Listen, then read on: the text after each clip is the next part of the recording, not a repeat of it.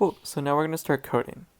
On 3A, we're trying to match, we're going to be passing some A and passing some B, and then we want to see if A is equivalent to B. And so we see A is equal to A, so we return 1, A is not equal to B, so we return 0.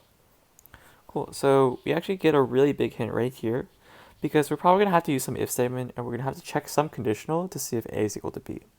Right? And if it is equal to B, we can just return 1, and if it's not, we can return 0.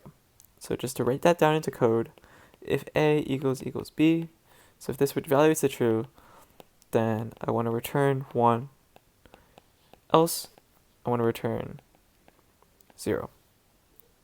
Cool. So now we're probably going to have to use match in this next problem, because we're going to be iterating through some string and trying to match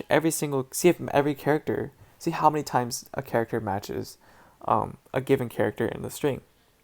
So since we know we have to use iteration, we're going to have to use either a for loop or a while loop. Right? And in this case, it probably makes more sense to use a for loop because we know we're going to be iterating for some set amount of time, and that's exactly how many characters are in some given string. And so in order to do this for loop, we know that we're going to probably want to count the number of times we get matches. Right? So we're going to have some counter. We can set it start at 0, and we have some for loop. And so we want to iterate through every single character in the string s.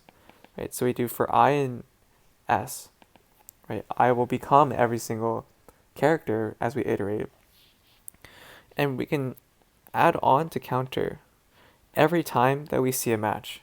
So we can just do match C and I.